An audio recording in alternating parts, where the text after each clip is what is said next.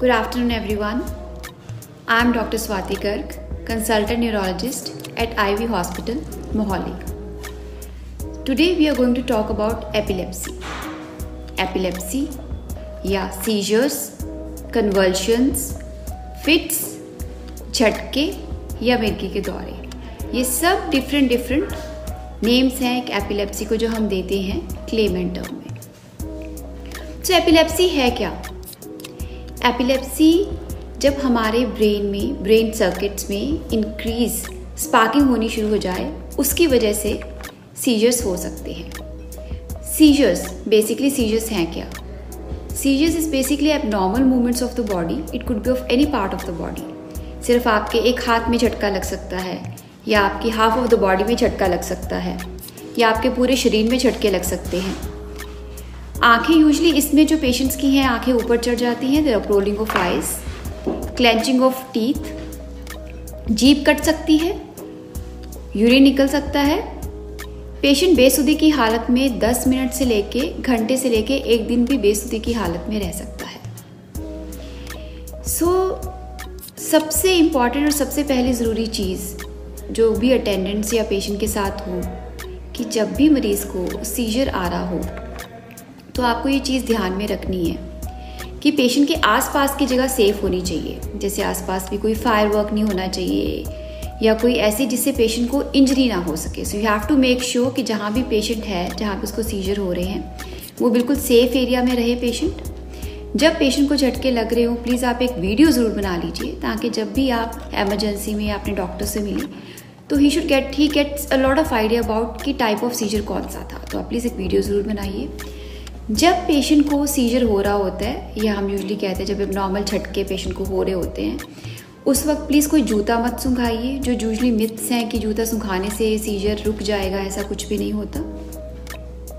Seizures के दौरान अगर आपको लगता है यूजली पेशेंट क्लेंच कर लेता है, अपने टीथ को पूरी तरह से बंद कर लेता है, तो there is a usual tendency कि आप उनका मुंह खोलने के चक्कर में अपनी उंगली डाल सकते हैं। उंगली डालने की वजह से आपको इंजरी हो सकती है, उंगली कट सकती है। तो प्लीज़ मुंह खोलने की या मुंह में चम्मच डालने की कोशिश बिल्कुल मत कीजिए सीजर्स के दौरान। सो यू मेक श्योर कि पेशेंट वैसे रहे, और जब तक सीजर रुक ना जाए आपको वहीं पे वेट करनी है सीजर्स के रुकने की। जैसे ही मरीज का सीजर रुकता है, एबनॉर्मल मूवमेंट्स हटती हैं बॉडी की, आपको पेशेंट को लैटरल पोजीशनिंग में लेके आना है, ताकि जो भी ओरल सिक्रीशंस हैं, सलाइवा है, वो लंग्स में ना चला जाए।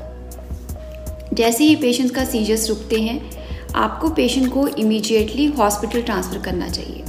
पेशेंट को इमीडिएटली आप एमरजेंसी में लेके जाएंगे, वहाँ पे जनरल फिजिशियन या न्यूरोलॉजिस्ट आपको आईवी ड्रग्स या उसके अकॉर्डिंगली हम पेशेंट के सीजर्स को मैनेज करते हैं और इमीडिएटली रोकने की कोशिश करते हैं, या हमारा एम ये रहता है कि दोबारा पेशेंट को सीजर ना हो। अब सीजर्स के बहुत सारे कारण होते हैं। सीजर्स क्यों होते हैं आपको भी जानना ज़रूरी है। मेटाबॉलिक कारण होते हैं बॉडी में। अगर आपका सोडियम कम हो जाए तो पेशेंट को सीजर्स आ सकते हैं। अगर आपके शरीर में शुगर लेवल्स कम हो जाएं, उसकी वजह से भी सीजर्स आ सकते हैं। अगर कोई ब्रेन की इन्फेक्शन हो, जिसको हम मेनिंजाइटिस बोलते हैं, उसकी वजह से भी सीजर्स आ सकते हैं। और अगर कोई ब्रेन स्ट्रोक हुआ है पेशेंट को कभी, तो पोस्ट स्ट्रोक सीजर्स भी आ सकते हैं। कोई दिमाग की नस फटी हो, ब्लीड हो, उसकी वजह से सीजर्स आ सकते हैं। कोई भी स्पेस ऑक्यूपाइंग लीजन्स हो, जैसे कोई ट्यूमर हो, ब्रेन ट्यूमर, उसकी वजह से भी सीजर्स आ सकते हैं। तो बहुत मल्टीपल रीजंस होते हैं सीजर्स आने के। कई इडियोपैथिक सीजर्स होते हैं जिसमें कोई रीज़न नहीं होता, एमआरआई नॉर्मल होती है, ईजी नॉर्मल होते हैं, तो सीजर्स आ सकते हैं। बच्चों में वेरियस सिंड्रोम्स होते हैं, जैसे हेरिडिटरी एपिलेप्सी सिंड्रोम्स, जिसकी वजह से बच्चों में सीजर्स आ सकते हैं। तो सीजर्स आने के बहुत वेरियस रीजंस होते हैं। एक बार आप एमरजेंसी में आ जाते हैं तो जो हमारी 2 मेन इन्वेस्टिगेशंस और चॉइस होती हैं, वो होता है एमआरआई ब्रेन एंड ईईजी, जिसके करने से हमें काफ़ी हद तक पता चल जाता है कि सीजर्स का रीज़न क्या है। अब ट्रीटमेंट ऑप्शंस में अगर हम जाए, अब हमें पेशेंट को ट्रीट करना है, तो बहुत सारी दवाइयाँ मार्केट में आ चुकी हैं। The number of medicine available for treating seizures, anti epileptics. और इन सीजर्स की जो मेडिसिन के लिए हम बारे में बात करें, उसके साइड इफ़ेक्ट्स भी बहुत कम हैं। तो यूजली पेशेंट हमारे पास ओपीडी में काफ़ी आते हैं। उनका यूजली यही सवाल होता है, कई पेशेंट्स ऐसे होते हैं तो कंप्लायंस नहीं होते मेडिसिन को लेकर अपनी, और उनका यूजली जो ये होता है कि वो अपनी मेडिसिन स्किप कर देते हैं।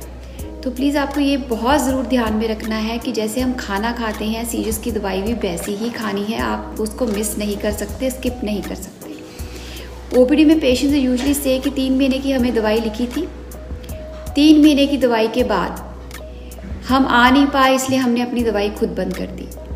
तो प्लीज़ ऐसे नहीं करना है। अगर आप 3 महीने के बाद नहीं आ पाते, किसी भी रीज़न की वजह से you are not able to visit a hospital और योर न्यूरोलॉजिस्ट, तो प्लीज़ ये ध्यान रखना है कि आप दवाई कंटिन्यू करते रहेंगे, क्योंकि अगर आप दवाई बीच में मिस करते हैं तो दौरे पड़ने के चांसेस बहुत ज़्यादा मरीज़ में बढ़ जाते हैं। तो दवाई बिल्कुल भी आपको स्किप नहीं करनी है, पूरी कंप्लायंस रखनी है मेडिसिन के साथ, बिल्कुल स्किप नहीं करनी। और बहुत सारी और प्रिकॉशंस होती हैं जो आपको ध्यान में रखनी है। एक तो जब मरीज़ को दौरे पड़ रहे होते हैं या उसकी वो ट्रीटमेंट पे चल रहा होता है, स्विमिंग आपको ट्राई करना है कि पेशेंट अवॉइड करे स्विमिंग करना। पेशेंट को ड्राइव करना अवॉइड करना चाहिए। रीज़न ये है कि अगर पेशेंट ड्राइव कर रहा है, उसको रिकरेंट सीजर्स हो रहे हैं, तो उसको अपनी जान का खतरा तो बना ही रहेगा, बल्कि अगर कोई जो दूसरे भी सड़क पे जो ड्राइव कर रहे हैं, रोड ट्रैफिक एक्सीडेंट की वजह से उनकी जान को भी खतरा बना रहेगा। तो आप अपने आप को तो कर ही रहे हो, रिस्क में डाल ही रहे हो, बाकी आप दूसरों की लाइफ को भी रिस्क में डाल रहे हो। तो ड्राइविंग करना, स्विमिंग करना, घर में अकेले नहीं रहना, घर में कोई ना कोई आपके पास होना चाहिए, गैस के चूल्हे के पास नहीं जाना, तो ये चीज़ें कुछ प्रिकॉशंस होती हैं जो ध्यान में रखना चाहिए। नींद पूरी करना, अपनी दवाई बिल्कुल टाइम पे लेना, उसको बिल्कुल मिस नहीं करना। तो ये कुछ चीज़ें हैं जो आपको बहुत ध्यान में रखनी चाहिए। बाकी एक और हमारी एक टर्म होती है drug resistant epilepsy. Drug resistant epilepsy क्या होती है? जिन मरीज़ों में 3 से 4 से ज़्यादा दवाइयाँ चल रही होती हैं, उसके बाद भी पेशेंट को लगातार सीजर्स पड़ रहे होते हैं, उसको हम ड्रग रेजिस्टेंट एपिलेप्सी बोलते हैं। इसमें हम पेशेंट की वीडियो ईजी करते हैं। जो वीडियो ईजी होती है वो 1 दिन से लेके 24 घंटे से लेके 2-3 दिन से लेके हफ्ते तक हम पेशेंट को यूजुअली आईसीयू में एडमिट करते हैं। ये वीडियो ईजी रूम में एडमिट किया जाता है पेशेंट, उसके पूरे सर पे लीड्स लगाई जाती हैं, पूरी ऑब्जर्वेशन में रहता है। फिर उसकी हम पूरी ईजी स्टडी करते हैं 24/7, जो 7 डेज़ की हो या 5 डेज़ की हो, जैसे भी अकॉर्डिंगली। और फिर हम उसमें देखने की कोशिश करते हैं कि सीजर्स का लोकस क्या है, उसका फोकस कहाँ से आ रहा है, उसकी लोकेशन क्या है, उसकी लोकलाइजेशन क्या है, और उसके accordingly we decide the plan of the treatment, whether surgical, is the surgery feasible. तो पूरी एक टीम बैठती है उसमें, जिसमें हमारे न्यूरोसर्जन्स होते हैं, न्यूरोलॉजिस्ट होता है, रेडियोलॉजिस्ट होता है, पूरी डिस्कशंस होती हैं देखने के लिए क्या सर्जरी करने से पेशेंट को बेनिफिट होगा कि नहीं। और अगर ट्रीटेबल बाय सर्जरी तो हम सर्जरी करते हैं, रिसेक्शन करते हैं उस एरिया के जहाँ से सीजर्स हो रहे हैं, और सिर्फ 2-3 महीने की दवाई चलती है। उसके बाद पेशेंट सीजर फ्री हो जाता है और 2-3 महीनों के बाद दवाई भी पेशेंट की बंद हो जाती है, जिसको हम ड्रग रेजिस्टेंट एपिलेप्सी बोलते हैं। तो सीजर्स जो आते हैं epilepsy, it's a treatable conditions. बहुत सा सोशल स्टिग्मा रहता है सीजर्स को लेकर। यूजली अगर बच्चे हैं तो वो बच्चा क्या नॉर्मल उस बच्चों की तरह दूसरी तरह जैसे दूसरे नॉर्मल बच्चे होते हैं, क्या उनकी तरह पढ़ सकता है? थोड़ा सा हम मानते हैं कुछ बच्चों में कॉग्निटिव डिक्लाइंस आ सकते हैं, बट दैट डजंट मीन कि उनकी नॉर्मल लाइफ वैसे वो लीड नहीं कर सकते। तो ये भी यूजुअली क्वेश्चंस होते हैं कि अगर हमें सीजर्स आ रहे हैं, हम क्या दूसरे लोगों की तरह नॉर्मल काम, normal daily routine activities, normal job कर सकते हैं? Yes, it's curable, it's preventable.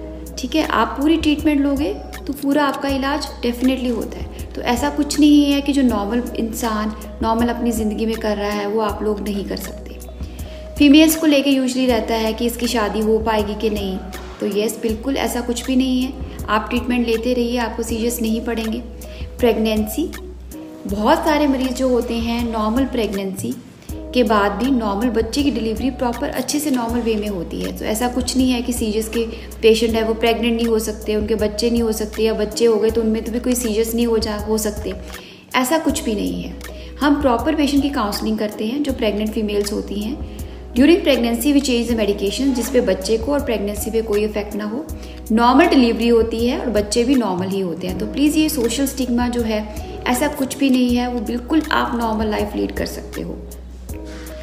और बस जो मेन चीज़ें मैंने आपको फोकस करने के लिए बोली हैं, ध्यान रखने के लिए अटेंडेंस की, कि दवाई उनकी समय पे बिल्कुल देनी है, आपको मिस नहीं करनी। जो मैंने प्रिकॉशंस आपको समझाई हैं उसका पूरा ध्यान रखना है, रेगुलर दवाई करेंगे, सब कुछ it's a treatable condition. So all together we can win over epilepsy. Thank you.